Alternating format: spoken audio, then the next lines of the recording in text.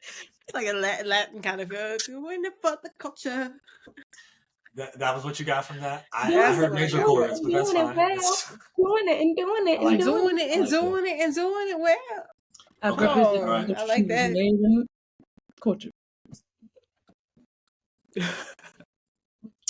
We're gonna tie a bow on this right now. Let's go. Work on that. I thought you've been pressed. No, he got to. We gotta sign off. You know we gotta sign off. That's going at the beginning. Boom. It finally ain't me. It's you. Okay. I mean, it definitely wasn't you this past episode. You right. But many times before it was. It usually is. C-U-R-E 101. C-U-L-T-U-R-E 101. Hello, and welcome back. What it is, what's happening, what's going on? Welcome to Culture 101 Podcast, where we move the culture forward and have a damn good time doing it. I am one of your co-hosts, 1/3 of the collective. They call me Trist. Yeah, they do. They call me a lot of things, too. A lot of things they call me. It's beautiful. I don't want to say all the names. We don't have time for that. But what we do have time for is to kick it right over to Merlin. And Sean has on a snazzy shirt. Show him that shirt, Sean and Don. Show him what's popping with that snazzy shirt. Why'd you put me on the spot? Let's see. It says, why be sexist, homophobic, or transphobic when you could just be quiet? I ain't got no brow on, so I can't really let y'all zoom in. But racist is the first thing. Why be racist, sexist, homophobic, that's all those things. All those things. You know what? You're not wrong, but sometimes I like everybody to be loud so I know what they are. You know what I'm saying? Because then they hide. I don't know what they are. Sometimes I want to know what they are. It's a catch-22. Like, yeah, you want to know who's around you, but at the same time, it's like, why do you feel the need to just say what's ever in your mind? Shut up. Absolutely. Yeah, I feel that. Sean, Don, what's popping in Maryland, girl? What's popping in Maryland? Shit, y'all know me. Same old. I just ran some errands. I feel very adulty this weekend. Like, ran some all right now. It's beautiful. We got a Christmas tree. Put up our Christmas tree. We got a real one this year. So yay, we did that. So y'all just killing trees. So why be racist, but why not protect the environment? See, it's the type of shit I'm talking about here. I'm focusing on a couple issues at a time. You can only do so much. You can only wait, hold up. Wait, yo, did y'all hear that apparently with all the uprise in avocado consumption, it's caused violence down in Mexico? No, I didn't hear that. I'm not contributing to that avocado consumption, so no, I didn't know. I for sure am. That's why I brought it up. Ask for guac, so I'm not contributing to it. Okay. This card never declines. Where did you get your tree from? Okay.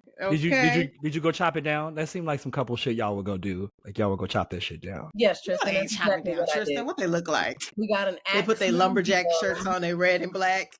They put their Timbs on. You do know there are actual places where you can go and chop a tree down. That's a thing. But like, who wants to do apple that? Picking. It's a couples thing. People, families go do it. Couples ain't got to do everything that's available for couples. It felt like some cute shit they would go do. No, you don't know them. Clearly. Okay. I've never even heard of that. I knew that. That's fair. Tristan, you are so funny. But what you do this weekend over in Texas? Yes. Absolutely nothing. Hey. No, I did adult things. Went to the grocery store, cooked a little bit, chill. Like, December's really going to be like a chill month. Well, I say that, but next week I have stuff to do. But I feel like December's just a wind down type of month. So chilling, not doing too much, just kind of, relaxing, watching all these Christmas movies. I love watching all the Christmas movies. That's me, like my mom's thing to do together. So super cute. I love that. Tristan, what's been going on in the Big Apple? It don't feel like much of an apple. It don't taste as sweet. But no, I'm here for New York is decent. It's decent right now. Okay, I mean, been saving that. Look, you lob it to me, I'm gonna hit it. It's the whole thing. With this line. Got to dunk it. But this weekend I didn't do too much. Taylor's friend's birthday was this weekend, so she was kind of out and about.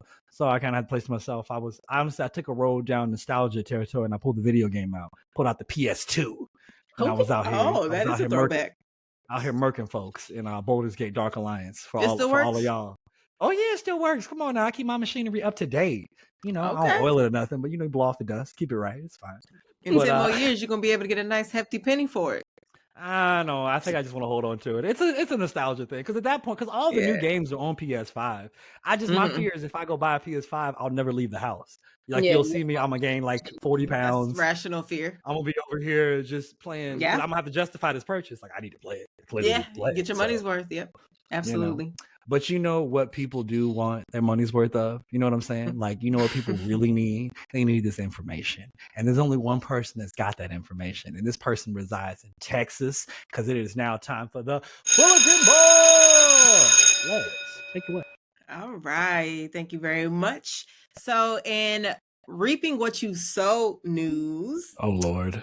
Did y'all hear that Derek Chauvin was stabbed in prison 22 times? Oh, the cop, the Derek Floyd cop. That kneeled on George Floyd's neck. Mm-hmm. Well, that makes sense. I mean, but the thing is that generally they separate cops. So, like, they got him, like, in the separate wing, or where did they get him? So, initially, he was in not in general population. He was in, what's it called? It slipped my mind. He was in solitary confinement? Solitary confinement, yes, sorry. It slipped my mind. But he was since moved from there or whatever, right? So, basically, he was stabbed 22 times by a former gang leader. And one time sounds about right. And one time FBI informant John Turskak, I believe. Forgive me if I'm mispronouncing the last name. I'll just refer to him as John. The stabber. Hey, I might just have to because he got in there. So even though some may call him a hero. I don't know. So he was charged with it's a little strong. That's fine. It's fine. You know. So John was actually charged with attempted murder a week after the November 24th attack in the Federal Correctional Institution in Tucson, Arizona. That's where they are. So he was accused of attacking Chauvin with an improvised knife in the prison law library. So apparently they were getting their read on at 12:30 p.m. And this happened on Black Friday. So wow, they really thought this one out. Yeah, let me get to that. So it says that John told FBI agents he attacked Chauvin on Black Friday as a symbolic connection to the Black Lives Matter movement. Wow. If Chauvin the fuck did was a person, he really told you was playing. Told you was playing too. That's ridiculous. Listen, he said MLK Day was. I think he should have waited to Juneteenth personally. I think he should have waited to Juneteenth Day personally. MLK Day is closer. Maybe that. Yeah. Too far away. She said too far away. Couldn't wait. He went till January. Couldn't even wait. Listen, he said he gonna ride for his. Okay. So anyway, he was accused of attacking Chauvin with an improvised knife in the law library prison. Correctional officers actually had to use pepper spray to subdue him. Employees then performed life-saving measures on Chauvin before sending him to a hospital for treatment, where they said he is in stable condition. So he did not die. For those wondering, he's still very much alive. We would know if he died. We would know immediately. Yeah, for sure. Yeah. They've been telling everybody about that one. Mm-hmm. So John, who's 52, is actually serving a 30-year sentence for crimes committed while he was a member of the Mexican Mafia prison gang. He was actually scheduled to complete his current sentence in 2026, so he was almost done. But now, with his actions, he's kind of, set himself up for more time. Like he wanted to stay in jail. He was like, "How can I do this and seem noble?" Because Because at 30 years in, that's like all you know at this point. Nobody else to do that. Yeah, because at this point, like going into the real world, so much has changed in 30 years. He probably would have felt like lost, especially with like technology and stuff. So some people they come out and they do something to go right back in because that's what they know. That's what they're used to, type of thing. Mm-hmm. I mean, they say 1 in 5 crimes are committed by somebody on parole. So, well, there you go. So, John is actually charged with attempted murder, assault with intent to commit murder, assault with a dangerous weapon, and assault resulting in serious bodily injury. The attempted murder and assault with intent to commit charges alone each have like 20 years in prison. So we can presume he's probably going to end up spending the rest of his life in prison because he's 52 at this point. So John actually represented himself in court before for other matters and stuff like that. So he might end up. He's in jail for 30 years. Oh my God. No wonder you in jail for 30 years. But that sounds high. Well, no wonder. He always wanted to. That's where he's so comfortable. Clearly. Yes. So he was actually, after the stabbing took place, he was moved to an adjacent federal penitentiary, also in Tucson, where he's still in custody awaiting, I guess, his new trial and sentencing for all this. So Chauvin is currently 47 years old. Like I said, he's still in the hospital getting treated. I assume he'll go back to the same prison, but whether or not he'll be go back to solitary confinement for his protection, I don't know. So I definitely will keep y'all posted with an update. How long is Chauvin's sentence? As we know, last year in August, he was sentenced to serve a 21-year federal sentence for violating Floyd's civil rights, as well as a 22.5-year state sentence for second-degree murder. So what is that, 43, 44 years, something like that? Do it concurrently. It doesn't say if it's concurrent or consecutive. That's a great question. Hopefully, I don't know. I mean, he's got to do at least I'll have to look 85. that Well, I up. mean, the federal charges are always going to trump state charges, if Right. nothing else. So he has to do at least 85% of that. So, I mean, that's at least 18 years. Yeah, that's true. That's true. So I just wanted to give a little more context on John. So how he got into prison, right? So apparently, in the late 1990s, John went by a nickname Stranger. So it wasn't Stabber, it was Stranger. I don't know what gave him that name. He became an FBI. I don't know that we want to know. I don't know that we want to know. He became an FBI informant in 1997, providing information about the gang and recordings of conversations he had with its members and associates. So he's a snitch. Yeah, she said so that he earlier. cooperated. He cooperated. So, well, I said informant. So essentially, yes, a snitch. So right, but I assumed that like he was like a noble snitch, like they were after his people or something. They killed his family. You just snitching the snitch. Oh, he's just snitching the snitch. No, he's to an informant. Like he didn't do nothing noble. Right. That is. You did say leader, but I don't. But like, what type of leader was he? Was he like the real head of the whole gang, or what? Like, was he just one of the leaders? I don't know, but if he writes a book, I might read it because I'm intrigued. So, a snitch book. So the investigation he was actually aiding led to more than 40 indictments. So his snitching paid off because he ended up putting 40 people, behind bars. So, but about midway through that investigation, the FBI actually dropped him as an informant because he was still dealing drugs and extorting money and authorizing assaults. He wasn't all the way clean.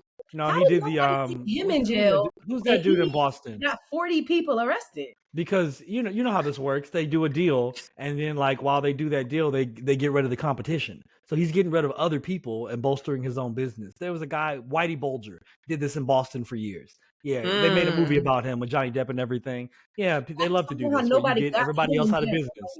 How did nobody stab him? That's true. Because that's probably why they sent him to do this mission. They're like, you about to get out, my boy. You're not about to get out. Go get him stabbed. Go make this happen. You thought you would. Yeah, he's about to get out. Nah.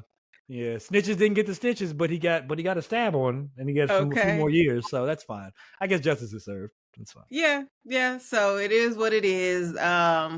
I'll keep y'all posted on what actually happens, how many more years he ends up getting, and what happens with Chauvin. But if this is what happens, Derek, you take a life, and I don't know, yours might get taken. I don't know what to tell you.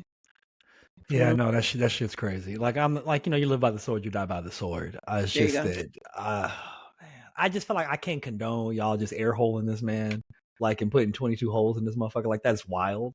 But at the same time, I mean, I don't condone violence. I'm not saying like go and kill this man. I understand why it occurred. You know what I'm saying? Like reaping I really what you sow is very real. Right. I really understand why it occurred. So yeah. So everybody just follow the golden rule. Treat others how you want to be treated. Be kind. Don't kill especially anybody. if you're a fucking police officer. Hello? Yeah. Anyway, don't get me started on that. All right. So moving on, I have another story, which this one is really like upsetting. I titled it Don't Play With It, Don't Play With It, Don't Play With It. Shout out to Lola Brooke. But anyway. Oh, I thought you were doing David Banner. Don't play with it. Don't play. No, but shout out to David. He looked so handsome when he. Did y'all see the Soul Train Awards? Did y'all watch that last weekend?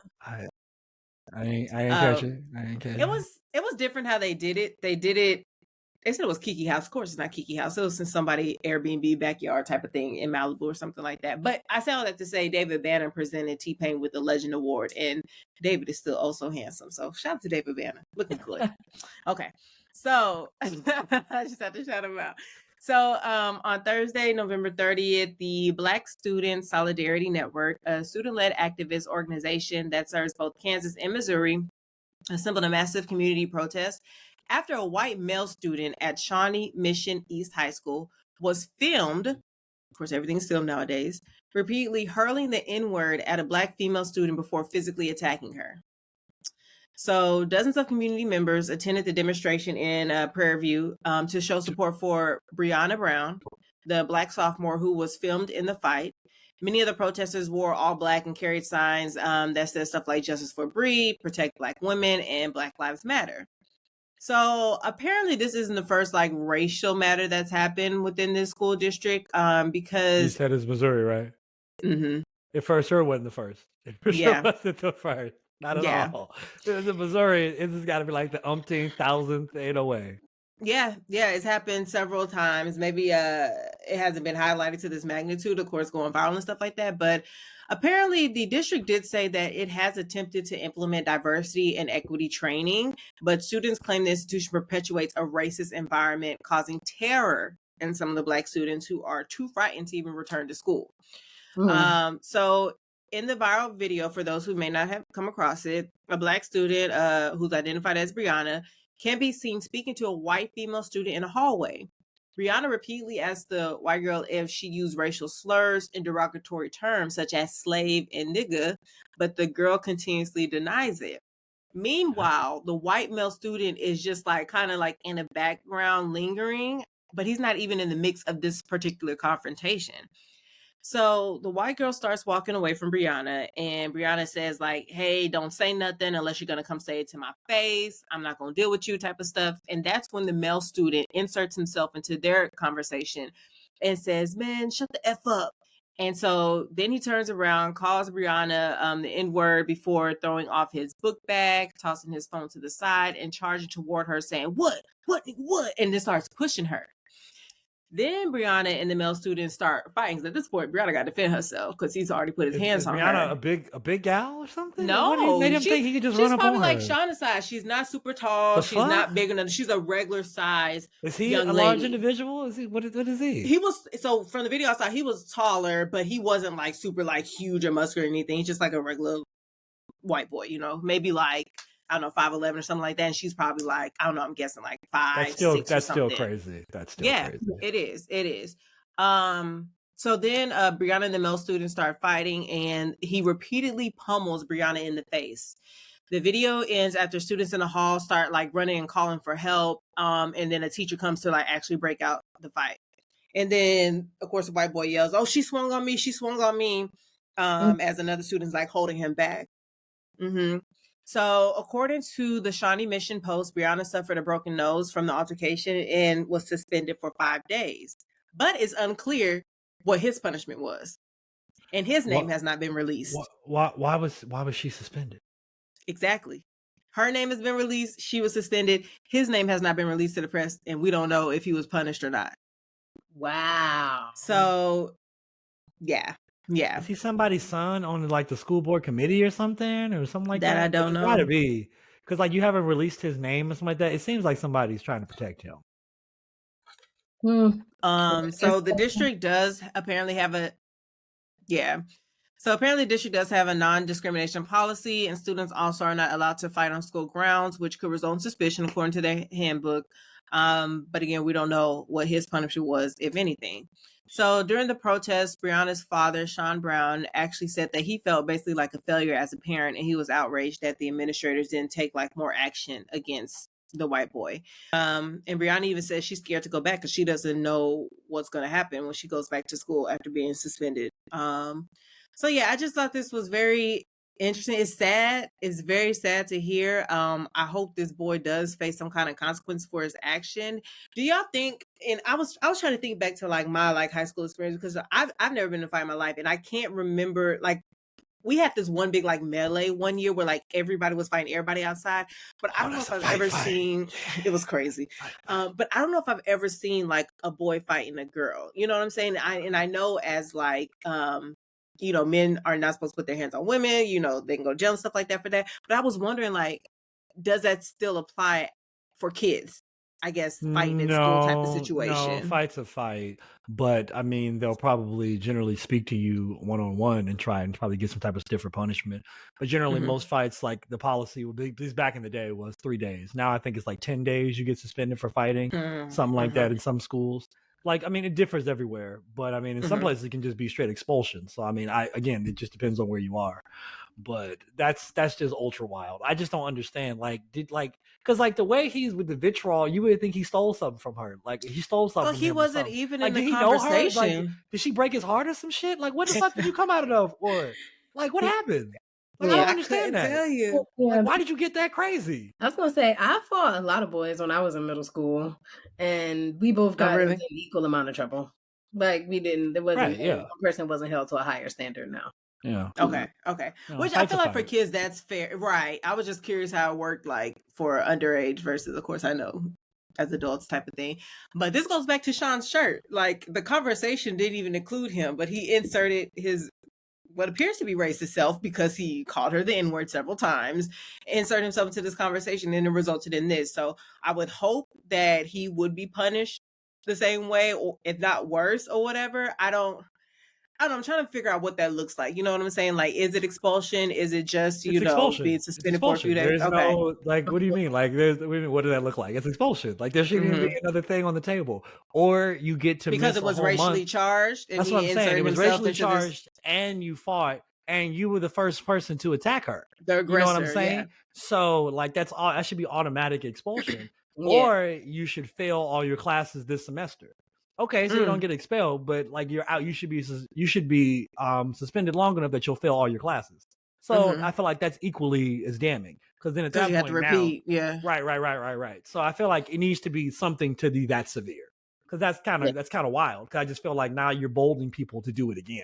But somebody's protecting him. You have to, the trustees board or somebody. He must know somebody because that's insane. Because I just feel like this would be an excellent time for the school to be like, see, we do care about diversity. That would be a great story. Expel him and make him an example. But the fact that you don't want to make him an example makes me think that you're somebody's nephew or something. Yeah. Do you think that parents have a level of responsibility in this as well, as far as if like this school district is really racist or racist to like the parents move have somewhere else or like take your kids out that school? It's called covered parking and the cover of night, and you snatch him up, and that's your responsibility. I'm talking about switching school districts here, not like okay, my bad. Yeah, I didn't. To begin with, what? No, I don't know. That's well, I don't covered know. parking. I don't know what you thought this was. Clearly. I thought it was a 15-minute excursion. That's what I thought. Oh my goodness. No, but I think about that. Of course, me not having kids, I think about like if I did have kids, being in a position where like you really have to pay attention to that stuff, like where you move to the school district and that type of stuff. And I just wonder, this is like, high school? Mm-hmm. I thought this was a college the whole time. This is a high school. This is high school. Still They're did nothing to the boy. Oh hell no! You got to get expelled, bro. You got to get all expelled. There's no other way around it. You did a racial thing and you did that, bro. You should have to make a statement in front of the school. You should have to apologize. I should be seeing you picking up trash on the side of the street. In the orange vest. Right. Especially if you didn't get expelled. Oh, hell no. I didn't realize this was high school. But they're sophomores. Oh no, bro. No, you got to get your ass. No. They need to know you. Send her cousins out for you. Right. That's what I'm saying. So covered parking, great. So the first thing I said, great. I'm thinking this was like a junior college or something, and like that's why I asked about like your high school experience when it came to like fighting boys and girls against each other. I got in plenty of fights, but like only a few of them that were that. But you never fought a girl. Like I was just wondering about that whole dynamic. What am I doing that for? Trying to talk to the girls. That's not gonna help me talk to the girls. Lover boy. Okay. No, that's fair enough. What is that gonna do? That's silly. Yeah. So I don't know. I'll keep y'all posted if more information comes out about this, especially what his punishment is. I hope it is just. But moving on to my last story, I titled this one "Yo quiero Taco Bell." You remember those commercials from back in the day? I remember the Chihuahua. Yes, of course. Yeah, I had a Chihuahua that looked just like that growing up. I was like, oh, it was so funny. How you say it, Leslie? Yo quiero Taco Bell. Did I say it right? Is that racist? It's not racist. It's just not that racist. you might want to work on your accent just a bit. That's all. Oh, okay. My bad, That's y'all. I all. love y'all. Okay. It's not a bad thing because you've seen those videos where they're like how white people, like how other people say it, and then how Latin people say something. Yeah. So like they appreciate you trying, but they're going to laugh at you because you did that. Yeah. I seen a TikTok video yesterday of a couple. He's Jamaican and she's from New Orleans, and I'm saying like the same words. Oh my gosh, That's already funny. That's not like the beginning of a joke. Oh my gosh. This Jamaican man and this Creole girl get together. Shout out to Jamaica. Hilarious. Oh my goodness, it was so cute though. But yeah, so forgive me if I mispronounce the last name, but Elena Beecham, I think it is. It's spelled a little differently, so maybe not. I apologize. She's a former Los Angeles Taco Bell employee, and she's actually suing the company and the specific franchise owner from the store that she worked in the restaurant, I should say, after she claims a Christmas party at the restaurant descended into a drunken mess that included open sex. So this is like Christmas party gone wild at the Taco Bell. What? So it got what you crazy. mean? Like what you mean? Like in the kitchen where Well, they prepare the food? Let me tell you. So she alleges that her supervisor invited her to a December 18th party back in 2022, so a year ago, at the San Pedro Taco Bell where she worked. The party was at the Taco Bell. It was at the restaurant, yes. So he invited her to work. He said, "Hey, you want to come back to work? What kind of?" All right, I'm sorry. Continue. Okay, on. So it was potluck style. Which I mean, if I order this food here, why am I bringing something? But okay, fine. But remember this: it's a Christmas party, right? Sure. It was potluck style, and she brought a bowl of guacamole. Just remember Wonderful. that. Okay? That's gonna come back around. Okay. So once she arrived, she saw that her supervisor had actually covered the windows of the restaurant and all the cameras in the lobby with wrapping paper. Okay. So I didn't know it was about to go that's there. Decorating. That's decorating. I accept that. No, because I don't want corporate over here looking at us being drunk. I can accept that. That. Because that sounds like decoration. And I don't need customers being like, hey, are y'all open or y'all partying? So like fair, okay. So how I long is Taco Bell open? Is it 24 hours? Or does it close? Not anymore. Most of them close at like maybe latest maybe 2 or 3, but they close at some point. I haven't been to Taco Bell since high school, so I don't even know. Okay. I remember you saying that. And you know what? You're better for it. That's a wonderful thing. So she claims that her supervisor provided alcohol to staffers, several of whom were what she called overserved. So they got a little too tipsy, right? Okay. So around midnight, after Elena stepped outside for a short time, she walked back into the restaurant and saw a coworker having sex with his wife in front of everyone at the party.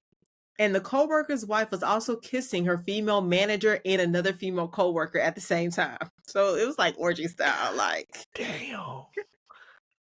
Out in the open at the restaurant. Okay, but so it's a married couple that got a little too freaky. All right, with 2 other employees, so it wasn't just a married couple. Okay, so they were hospitable and invited others. All right, you're not just about to justify this, sir.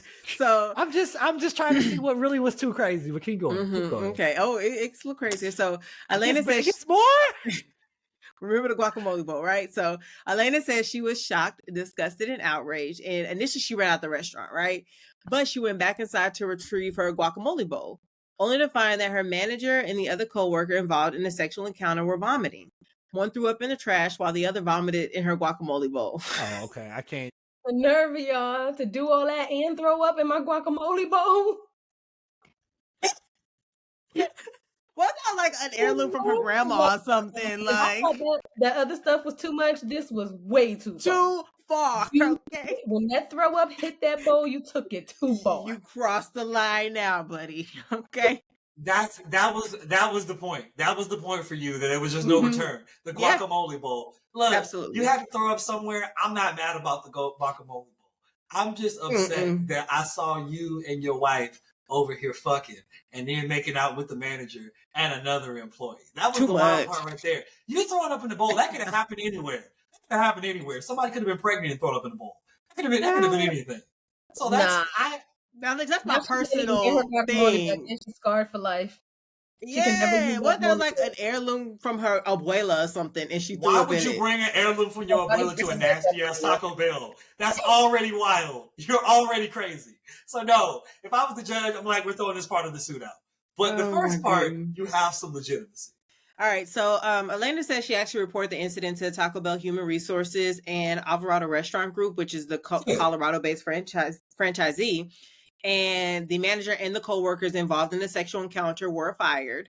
However, after their termination, Elena alleges she was threatened and had her car window shattered by someone associated with her former co-workers. Oh, well, so wait a minute. So hold up. Okay, I'm sorry. Go ahead. Continue on. Is there more? There's a little bit more. So Taco Bell and the franchisee did nothing about these threats and instead told her that they were transferring her to a new location rather than disciplining the employees who threatened her. So that's when she brought the lawsuit forward. She's saying that she has suffered actual consequential and incidental financial losses, and that's why she's seeking compensation. I don't think that's their fault.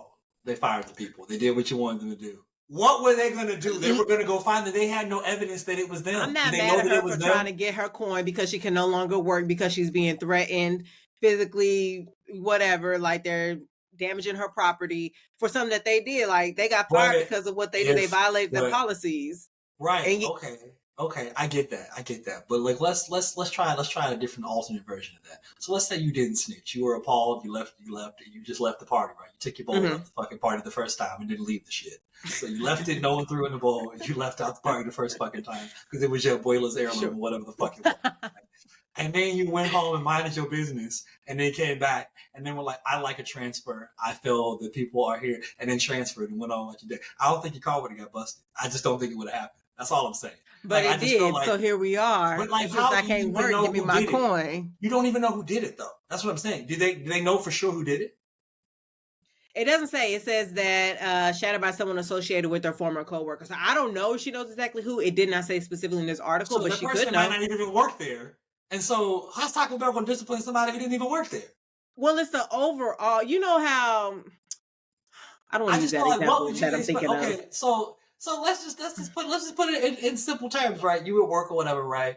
And then like you see somebody fucking at work. Oh my God, this is horrible. Right in the office. Jan and Steve were fucking. It was crazy. And made out with two other people. You went to HR, you snitched, got them all fired. Boom, right? So Jan's cousin, who's crazy, she can't control him, bust your window. And you trying to sue your company because Jan's cousin came and bust your window? What? I am not opposed to suing a company I no longer work for damages. I also agree that there's nothing that Taco Bell could have done to stop that person from breaking her windows. You know, if they can go, if it was somebody that was affiliated with the restaurant and they found out who did it, they can fire that person. But like, I feel like a lot of people be trying to sue for just anything. Like, I think that people just try to sue for anything a lot of times, to be honest with you. Like, you're minorly inconvenienced about it. Not saying that this is what happened here, but I'm just saying that a lot of people are minorly inconvenienced and they think that they can sue everybody. This was like, yeah, you experienced something, but if they're and you can, like, the people got fired, but it's, yeah, you can't sue them because somebody. But in the suit, it says that she was threatened by employees as well as other people who are associated with them. So what she's saying is, instead of disciplining those specific employees, you just transfer me to a new location. Okay, right. Now, right there. There's right there. What if they got penalized and they moved her? That's what I'm saying. But apparently they didn't, because in her suit, she's saying they didn't. Like, she couldn't put that in her suit unless it didn't happen. How you gonna discipline somebody grown? You be like they're their parents. Like, you threaten her? Oh, we're gonna take your hours away. Okay, great. That's nothing but a piece of paper. I don't know law like that, so I don't know if there's anything lawfully that they could do, and I don't know if that's what she was looking for. But again, when you can't get justice from the justice system as far as, like, you know, law type of stuff, that's when they hit the pocket. So that's what she's doing. She's like, okay, well, since I can no longer work where I was working Taco Bell, I'm gonna come after y'all. Y'all gonna have to do something. Now, whether or not she'll get it, I don't know. But if somebody threatens me, it's on me to go to the police and go file a restraining order. I just feel like that's a on me thing. Like, the restaurant's gonna file a restraining order in my name. Maybe she did that as well. We don't know. It doesn't say in this particular article, but that may have been one of the things that she needed to do. Listen, I'm all for hitting people where it hurts. You know what I'm saying? Like, I had to threaten to bring someone to small claims court because they wouldn't pay me my money back. So, like, boom, I'm gonna take you to court. And because they didn't want to go to court, they sent that money real quick. So I'm not opposed to doing what you got to do to get what you need to get. That's all I'm saying. I'm not saying that is incorrect. You're correct. Yes, do what you got to do. If you got to get your money, you got to get your money. I'm not having no qualms about that. I'm just saying, you're going to get it from Taco Bell? Like, for what? They fired the people. Possibly. You did the right thing. That was appalling. Those people in that restaurant had a too good of a time. That was insane. So, companies have had to pay out for, crazier stuff. You remember that lady who I don't remember her name, but she had, got burned by like McDonald's coffee being too hot, and she got X amount of millions. Like, she sustained actual injuries. I think that was deserving of firing. You caused like injury to somebody, like that. You deserve to sue. Well, I don't even know if anybody was. I don't know if anybody was fired over it, but McDonald's had to pay out. I think it was some millions for that. Right, you know what I'm saying? Because they didn't have a warning on the coffee cup that the coffee was hot. But I'm like, did you order fucking coffee? Did you order iced coffee? So why would it not be hot? I just thought that was always one of the most stupid lawsuits. But I think it was hotter than what it should have been was the problem, right? What does that even mean? What does that even mean? I make my coffee at home. For the cup. It was too hot for the cup. You serve me lava? I make my coffee at home. I don't know, child. And when I buy coffee, it's usually iced. That one time in Atlanta, I bought hot coffee, but usually I buy iced coffee if I'm buying coffee. But, child, and I don't know. But I'm going to go ahead and end it there. I will keep y'all posted if she does end up getting her money, which I hope she does. But I'll let y'all know. But, yeah, that's all I have. So I will keep my ears to the street and report back next week. You might be surprised to know that not all serial killers are straight cisgender white men, and the victims of true crime are not a monolith either. She's Wendy and I'm Beth, and together we host Fruitloops Serial Killers of Color, a true crime podcast. Together we take deep dives into the true crime stories about marginalized and minoritized perps and victims that often go untold. We also provide the context and nuance that these stories deserve. At Fruitloops, we're serving up true crime with a side of history, society, culture, and some fun. Listen to Fruit Loops Serial Killers of Color on Spotify, Google Play, Apple Podcasts, or wherever you get your podcasts. Hey guys, it's your boy Tris, and guess what? We got new merch. That's right, new merch. Come check it out. Culture101podcast.com. Stay tuned, stay locked in.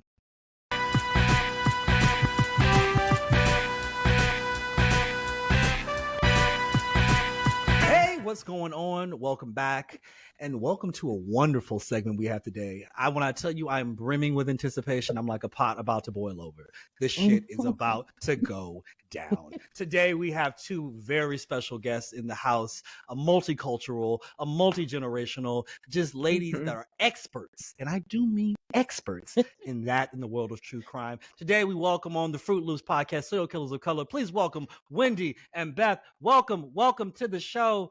Yes, indeed. I'm sorry, there were supposed to be claps. They were supposed to happen. Thank you so much. Wow. Oh my gosh, what an intro. Thank you so much. Thank you. Absolutely, ladies. We're happy to have you. I mean, I'm sure Wendy has told you that, like, I was pressing her. I'm like, girl, you're going to be on the show. We need you. Yes. But we were so excited. We need you.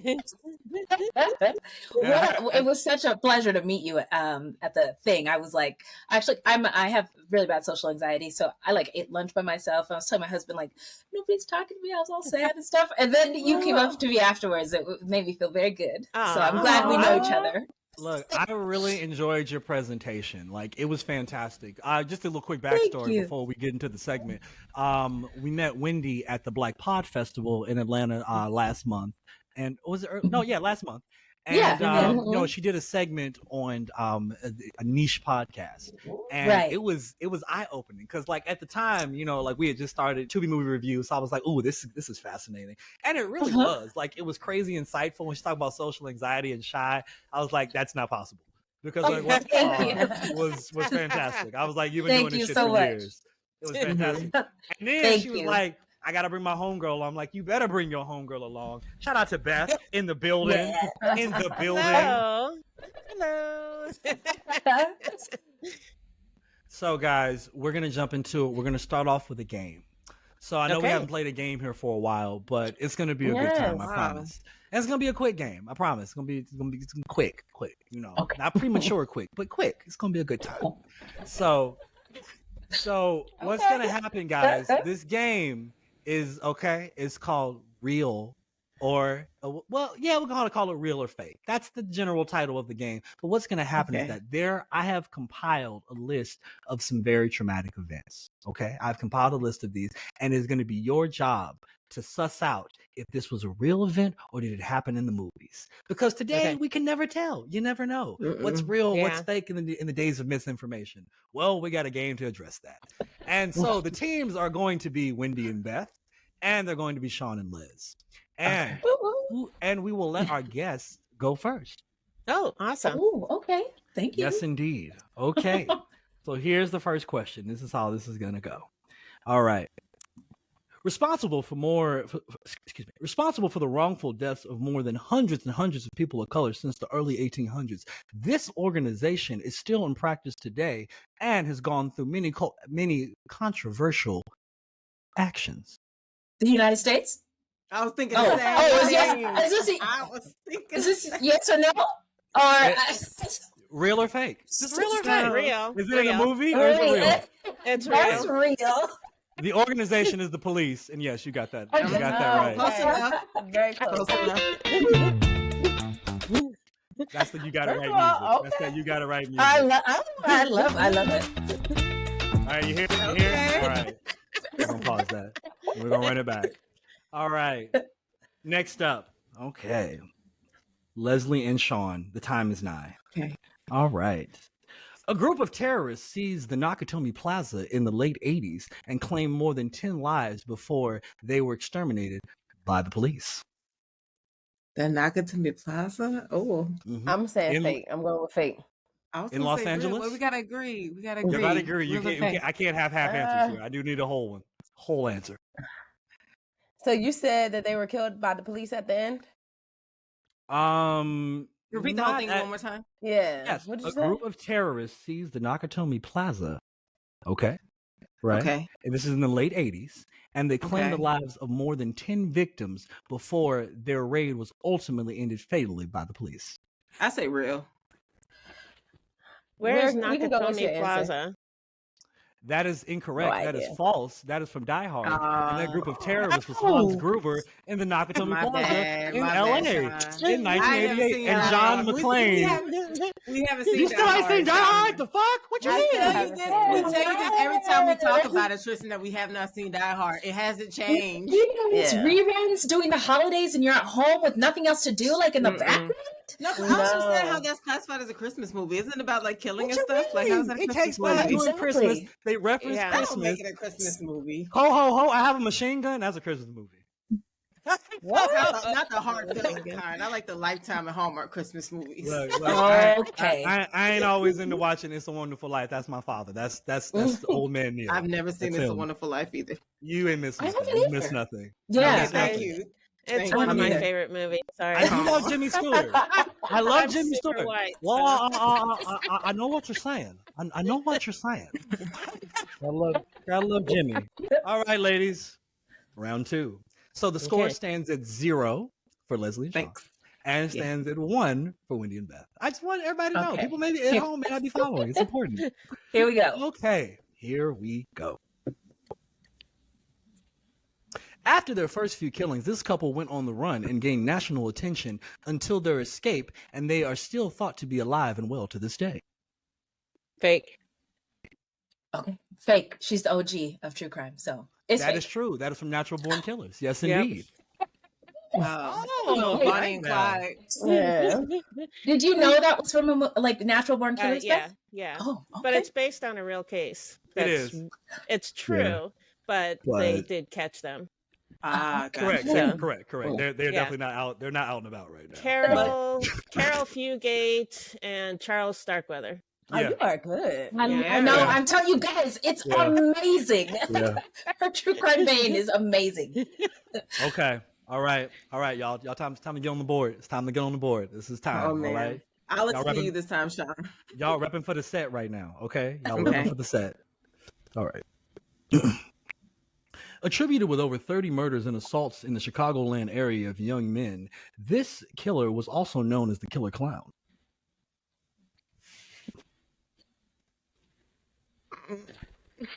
What you thinking, Sean? I'm thinking true.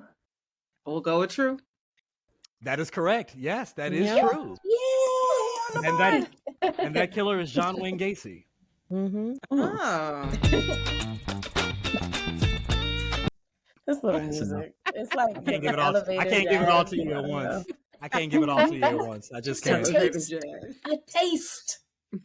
All right, ladies, you could win with this very next question. Okay. So prepare yourselves. Take a deep breath if you need Woo. to. All right, that's beautiful. We love it. We love it. We love it. Okay. I feel like I gotta give y'all a tough one.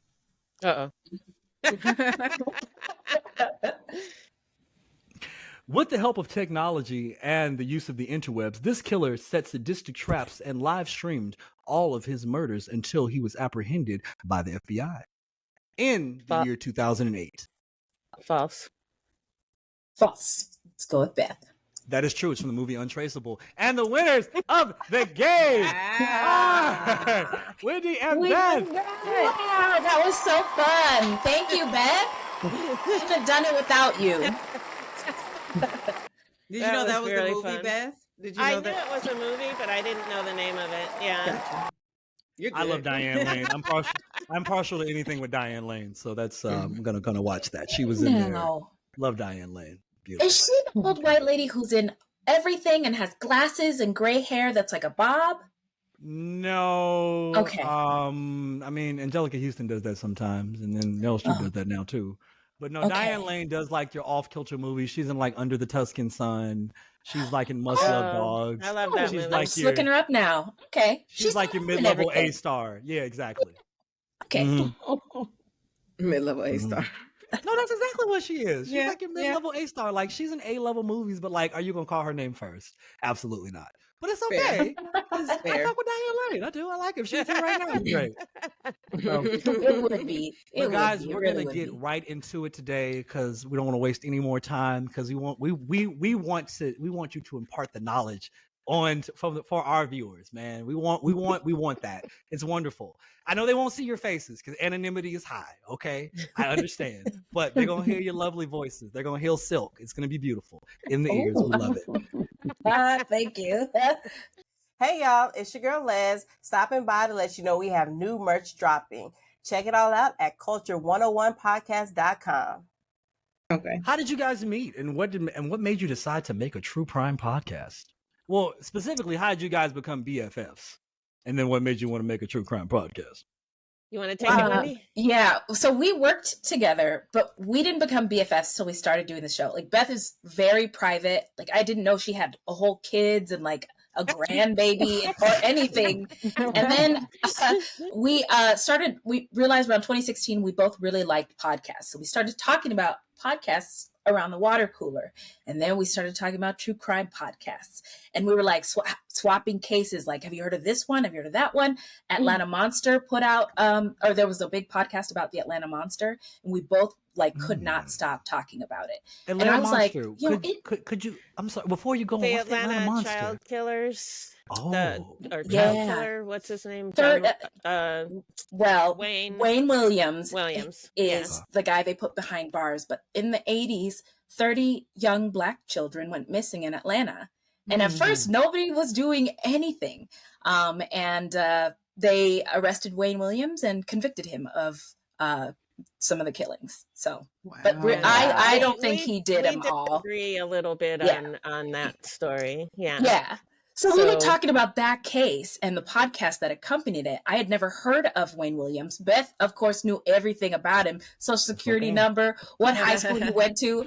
And I was like, well, I don't know how she does it. I was like, how come there are no Black serial killers? And she was like, there are. We just don't hear about them. And she was like, it was like at the same time we both were like, because of racism. And we started looking around for more podcasts like Atlanta Monster about these Black serial killers and Black victims. We couldn't find any at the time other than that one. So we were like, let's just start our own. And we did. And we sort of combined at the time I was 30. So I had 30 years of being a woman of color in this world, a Black woman in this world. And Beth had, by that time, 30 years of Thank you very much. I'm an expert.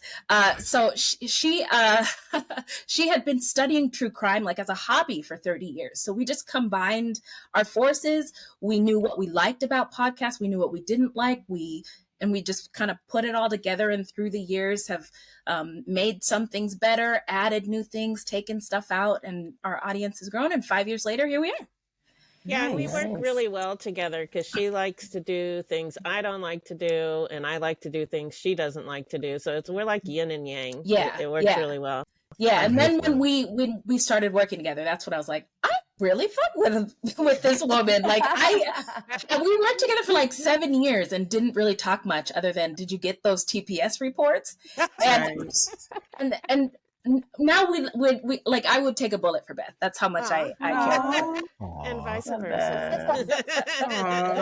So y'all were working at the Boston Globe as investigative journalists. Exactly. Y'all found this. Like, where did the passion for true crime come from? Because you said Beth studying for 30 years. Like what made you did you when you read Nancy Drew novels and you were like, I'm gonna be a detective? I did actually read Nancy Drew novels, but and when I got older, mystery novels, but I really didn't get into true crime until I read Helter Skelter when I was a teenager. And then I was like, ooh, where can I get more stories like this? So I would go to the library and just go to the true crime section and just pick a book. And I read like so many books about true crime. Back then, Anne Rule was really popular. I don't know if you ever heard of her. She was a true crime writer. She wrote her first, I don't know if it was her first book, but her first popular book was The Stranger Beside Me. That book. She worked with Ted Bundy. Nobody knew he was a serial killer, and so she wrote a book about it, and about Ted Bundy and her experiences with him. And then she got she wrote a whole bunch of true crime books, and not all of them are great, but that's a whole other story. Anyway, I just could not stop reading them. And I read John Douglas, who's an FBI profiler. I got Beth a John Douglas pillow for her birthday one year. What does that even look like? Is it around? Can we see? It actually is. It's can we beneath my blanket. That's real. Here. That's real. That's fine. That's fine. Leave it be. I don't want to fuck up the aesthetic. That's how much she loves that guy. Yeah. Okay. That's how she got into it. We're different generations. So I got into it. OJ Simpson chase on the freeway interrupted my show, Boy Meets World, and ever since then, I couldn't get enough of all aspects of crime, the actual crime, the victims, the investigation, the trial, all of it. I just have always been fascinated by it since then. So, okay, well then this is perfect segue. What makes a great true crime story? What are the components? Like, what are you guys? We have different tastes. That's real. That's real. Okay. Well, yeah. Well, there are two people here. There's two microphones. What makes it happen? Well, so I feel like Beth is really fascinated by the psychology of it, and things that are really surprising, things that we don't expect. I also think that Beth really enjoys the suspense of it all. And that's all I can think of for Beth. For me, I find it, I think it's fascinating, but I also am a sick fuck, and I love blood and guts and like really gory stuff, and I love the gory details. So we have to balance, like when we're telling a story, like all the stuff she likes and all the stuff I like, and what our audience likes, of course. But yeah. So I think a great true crime story is when it has everything, like a great storyline, a motive, psychology, history. And if you can draw a through line through all those elements, then that makes a great story. Yeah. And agreed. I know Wendy likes the gory details, and I don't really, so I kind of put a few in here and there, but I feel like I identify with you, Beth. Like, I like the psychology behind it, the story behind it. Like, I love watching like true crime documentaries and stuff. Like, that's my zhuzh. Like, really getting into their Why mind. are we doing this? And for me, it's like he put glass needles into what? What? For who? What? Right. Wendy, I got to agree with you on that one. I'm like, the shit is fascinating. Like, what What did you even think of that? Yeah, that's another one. Like, I've never even fathomed some of the things that we have encountered in our true crime journey. So. So I misspoke earlier. So clearly y'all met as forensic detectives. That's how y'all met. Yes. How y'all Thanks for met making that correction. Detectives. I don't want to misspeak. You know. Right. So I met as forensic detectives, and you were like, "Well, I'll clean up the blood, and you go back to the lab, and we're going to put it together." I'll investigate. Yep. I'll look at the DNA. You clean up the blood, and yep. If this podcast doesn't work out, that's what I'm going to do. That's going to be my next career. You know what? Speaking of like that, like, have you ever thought about like becoming like a crime scene cleanup person? Like, there've been movies that deal with it. Absolutely. What? Really? Like, we went to. There's one with like Sam Jackson, which is like a thriller, and then there's that one with like Amy Adams, which is like lighthearted. Where like it's just two gals that decide to clean up crime scenes. So funny. Yeah. And you can like talk, you can work with your best friend. Wow, that's amazing. But yeah, when we were at CrimeCon, I don't know when we were there, but we were there maybe in September. And sorry, what is time? In September. Right before the Black Podcast. Right. No, you said that. You mentioned that. Yeah. And there was several booths with people who have legitimate businesses. That's what they do, is clean up crime scenes and waste. Wow. And they love it. And I was like, can I get an application? But they were located in Florida. Anyway, that is a real career path. And I have evaluated it multiple times. Yeah. I'm brand for Florida. That's definitely something my mother's been like, I could get into that. I'm like, Ma, could you really? I couldn't do it. Could you really? No. I don't think I could do it either. Yeah. I don't there was crying get the whole sick at the time. sight of that, but I just why am I here? Oh man, no, I'd be asking questions while I'm scraping things and bleaching things. So you love CSI growing up. Like, CSI was your show. CSI wasn't my show because I thought it was very boring. But I like CSI storylines and elements, and when I see it in a movie, I enjoy it. When I see it on a program. I thought you were going to say, I like CSI Miami. No. Original Vegas was better. No, I think I never got into that show. Gotcha. Okay. I used to love CSI. It's popular. So let me ask this question here. Now I know that like you guys want to focus on like those are marginalized there, but like when you guys are sourcing your stories, I feel that you guys are finding really obscure stories, like stories that like I couldn't even find in the news if I was trying. With like three that part. So, that like, part. Like what is like where first off, like I guess like how are you sourcing these? But then others like what's like what draws you to that story? Is it like the components you said before, or is it just like I know they ain't heard of this, so we're gonna use it? So actually, no, I don't think we ever do that. No.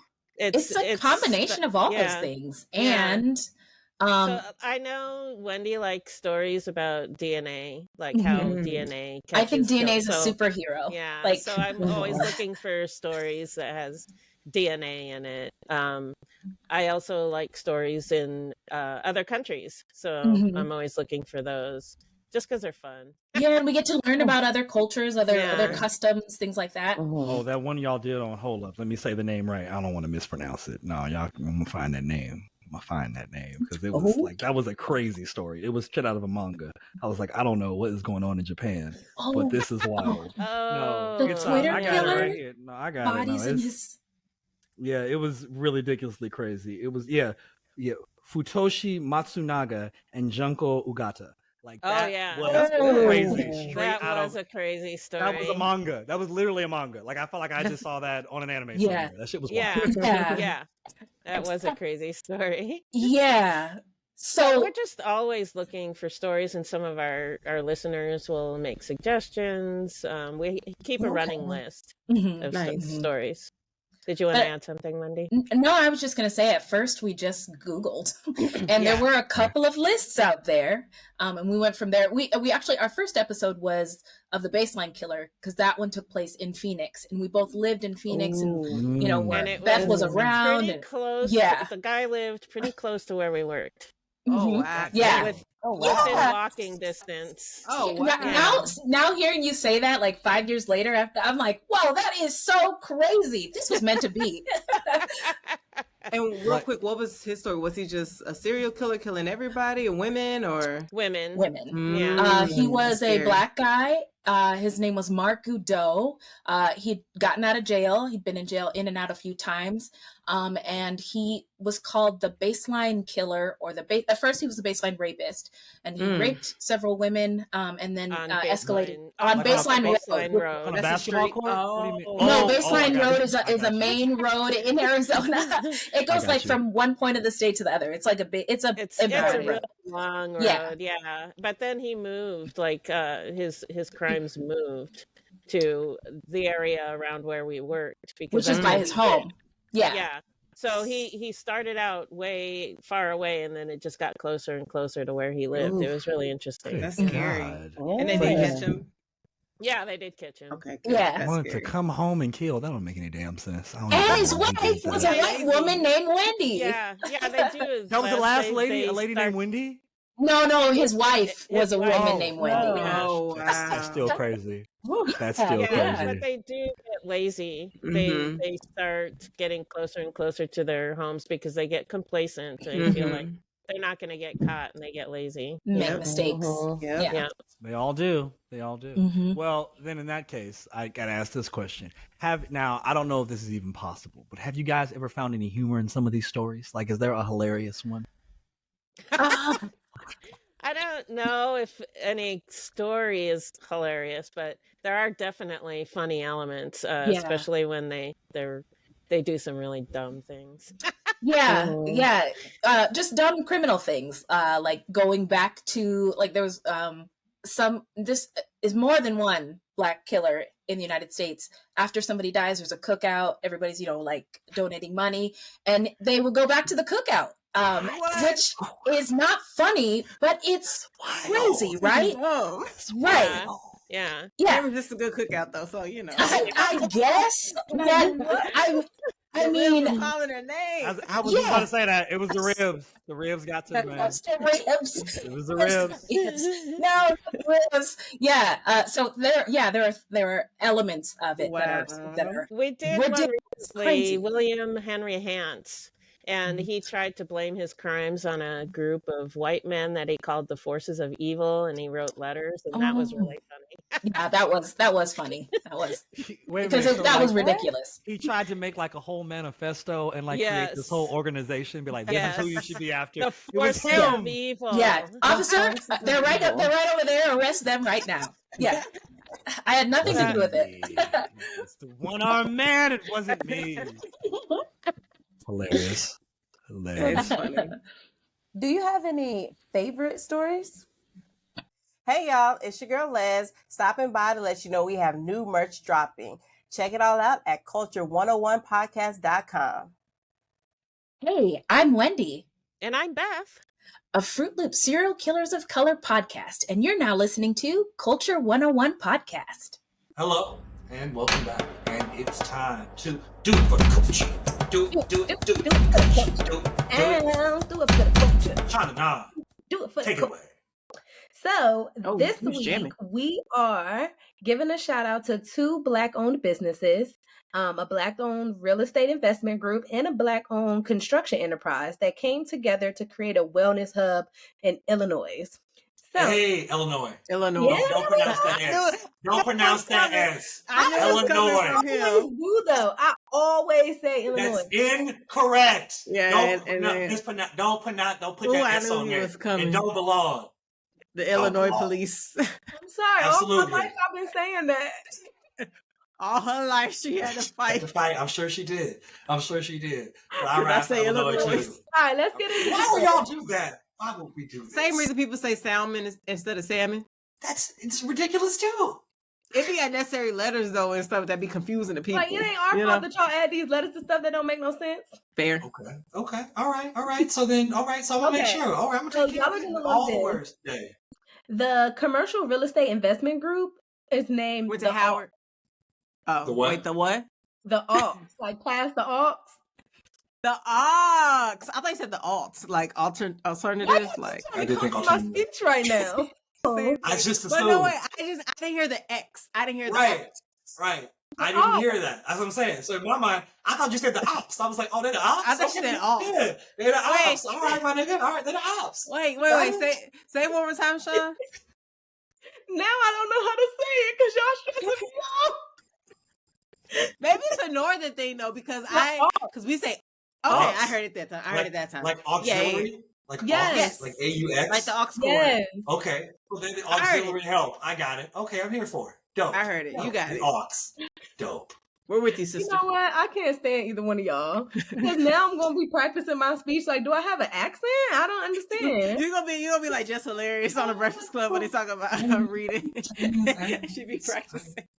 Tiny accent, a little tiny accent. Like I know there's some. Anyway, the Aux hired the Ujamaa Construction, Chicago's largest Black-owned construction enterprise, and together they created a wellness hub that is dedicated to healing, wellness, and racial equity. It is a space co-created and owned by the community. Love that. Their mission forward. The company is excited to begin the development of its new 1,600 square foot building that they have been raising money for the past few years. They finally raised 60% of the funds needed. The total investment for the construction is $10 million. Oof. So they've gotten help from different donations, from different organizations, different people to be able to create this. And they are hoping to have this hub built by next summer. They're going to house about 10 different Black-owned businesses, all focused around healing and wellness and physical and mental health. So some of the businesses that will be located will be the Growing Season, the Fitness Representative Gym, CeeLo Agave, Smooth RX, Sakona Collective, and Sunshine Enterprises. Q's Kitchen, Embrace Your Crown, and the Laundry Cafe. Those are just some of the businesses that will be located in the hub. They're going to also be providing a minimum of 30 jobs to people in the community. Oh, and I forgot to say that this was in Evanston. I don't know how far that is. Oh, Evanston. Okay, I was just about to say Evanston. Evanston's about 45 minutes outside of the city. It's where in Northwestern. It was Evanston College. Yes. So the Aux was co-founded by Tiffany Holmes. She herself has been going through a physical wellness journey recently where she lost 160 pounds and is still going. She's been girl. Go ahead. Wellness journey, and from then she decided to spread wellness and throughout the community. And she wanted there to be ways that this, like a hub like this, can be replicated in different cities across the United States. So she wanted to bring this health and wellness hub to different communities, but the first one starting in Illinois. So shout out to Tiffany. And her collective. I'm so excited to see the things that they're going to do. I'm excited for something like this to pop up in different cities throughout the United States. Do you guys think that this would be amazing that people would really be drawn to? Oh, they for sure will. I feel like as long as they can get the word out there and make sure there's a good amount of foot traffic, I feel like you're definitely going to have, like, I was hoping it was on the south side and you increase even foot traffic, but I feel like, this is probably a good place for it, especially for the first one. So shout out to Tiffany Home and the Aux. Very nice. Nice. Yeah, I'm definitely here for it. Shout out to them. To the good things that y'all are bringing to the table. We will drop y'all website information because people can go there and donate now. Like I said, they got 60% of their funding for their $10 million project, and they still need some more funding. So if y'all are looking for an organization to donate to them. Yes, that'd be amazing. Please do. Shout out to them. All right. Does that do it for the culture? That's doing it for the culture. It does. Come on, remix. All right. Well, shout out again to the Aux, y'all. We'll take a quick break and we'll be right back. Hey, y'all. It's your girl, Sean the Don. And I'm here to tell y'all that we now have merch up live. You can find some t-shirts, you can find puzzles, you can find candles, whatever you want, we got it. Come check us out at culture101podcast.com. Hey, this is Beth with Fruitloops Serial Killers of Color, and you are now listening to Culture 101 Podcast. All right, guys. Well, that does bring us to the end of the show. We want to give a special thanks again to Fruitloops Podcast, Serial Killers of Color, for enlightening us on the wonders, if you will. That might be the wrong word for that. The wonders. The color, the diversity in serial killers. Yes, good work. Shout out again to the Auks and Tiffany Holmes in Evanston, Chicago, doing it for Illinois, man. Shout out to the hometown heroes there, man, putting that collective together and that wellness hub. We love it. But guys, again, please like, subscribe, all the platforms, Apple, Spotify, wherever you get your podcasts. But you know what? If they were looking to reach out to us, Leslie, how would they do that? Well, we have a plethora of ways. You can definitely hit us up on our social media. We'll love to engage with you there. That's Culture 101 Podcast on all social media. DM us, get us with some comments, whatever you feel like. You can also hit us up on our website, which is culture101podcast.com. If you scroll all the way to the bottom, you can actually send us a listener letter that we'll read aloud on the show. Just let us know if you want to be anonymous or not, because Tristan will definitely read your name if you don't specify. And if you just have a question, just want to shoot just directly to us, hit us up on our email, contact@culture101podcast.com. Thank you, Les. And Sean, I know the holiday season's coming up. People are looking for gifts for their loved ones. If they were looking to get some merch, where would they get that? Well, listen, we got the merch for your girlfriend, your baby mama, your baby daddy, your auntie. We got the merch for everybody in your life, your kids. You can find t-shirts, you can find mugs, pencils, stickers, anything that's your jackets, anything you're looking for, we got it. And you can find that at culture101podcast.com/shop. Check us out. Hey, well, all right, guys. Until the next time, I've been Trist. It's your girl, Les. And I'm Shauna Dunn. And even though those killers may change, the vibe remains the same. We out, y'all.